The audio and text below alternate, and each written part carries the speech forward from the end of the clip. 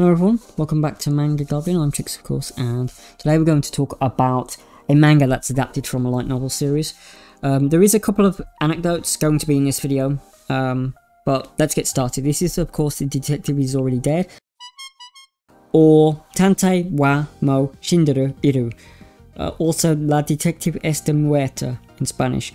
This is a light novel series by Nigojū and illustrated by Umibozu.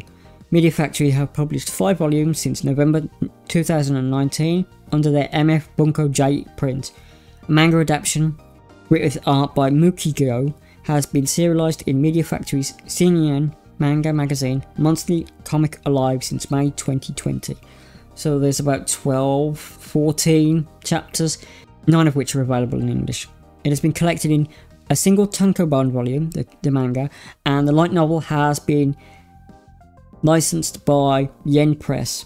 There are 5 volumes in the light novel series. Before we start talking about the light novel and the manga and stuff, I just want to start with a little anecdote. What made me look at this manga and anime was the voice actress for Nagisa, one of the characters. This is of course Anya Taketsu. Anya Taketsu is quite famous for doing various characters. Miharu Shimizu in Baka Test, of course. She also played Shogo Sugawara or Spooky Bogey in Psycho-Pass.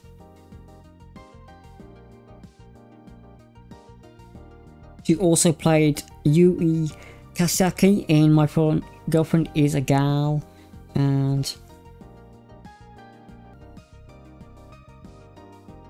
she also plays Katori Itsuka in Date Alive, and she also plays a certain character in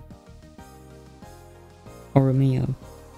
The less said about Oromio, the better. So let's just carry on. Let's just carry on to the Detective Is Already Dead. The Detective Is Already Dead is a sort of crime-based series with the main character being Kimihiko Kimuzaka, who attracts trouble as if he was some sort of, well, trouble magnet, to be honest. He was born with a condition that naturally attracts situations, such as being forced to join flash mobs, or he'll walk into a drug den accidentally, or being at the site of a crime scene somehow. Now the police do think he's constantly involved in these situations, and it takes him ages to get cleared of them.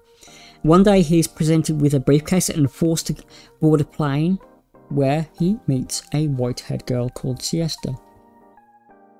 Siesta declares herself a legendary detective. Now quickly about Siesta. In the pictures and the way she walks and the way she moves, she has an almost angelic appearance. She's white-haired, she's almost holy, and she speaks almost robotically. Now she does have specialised blood which can stop people from attacking her, which comes up a couple of times. And there is some body horror in the series. Siesta stays with Kimihiko for 3 years and then mysteriously dies. A year later, Kimihiko meets another girl called Nagisa Natsun Agia, who tells Kimihiko that she's looking for someone, but she doesn't know who. She forces him into a situation where look for this mysterious nobody. So he takes the girl to a person who can identify people by heartbeats. And thus the story between Nagisa, the spirit of Siesta in the girl, because if you can't guess, it's her heart that has been transplanted into the new girl that turns up, and he was the person that she was looking for all the time. Now there's a lot of coincidences in this manga, especially with the whole heart transplant thingy, but Kimihiko is once again confronted by the ghost of his past. He thought he was over it because his former partner had died, and people consider him the legendary detective, but after all, the detective is already dead. Right, so that's all the information about it so far. There's only about 9 chapters that you can read, and most of them are quite long. I will note that the artwork is really cool. The characters are very distinct. The two main female protagonists, Siesta and Nagieska, are almost polar opposites of each other. One is rather almost, I wouldn't say impish looking, but she looks almost like a, not a devil exactly, maybe, but she appears the polar opposite of Siesta, if that's what I'm trying to. She looks very mundane, very normal high school type girl, whereas Siesta looks almost ethereal, like angelic looking, and she's almost depicted again as floating in a lot of panels. It's very strange because we don't know much about Siesta's past, but nor do we know very much about Kimihiko's.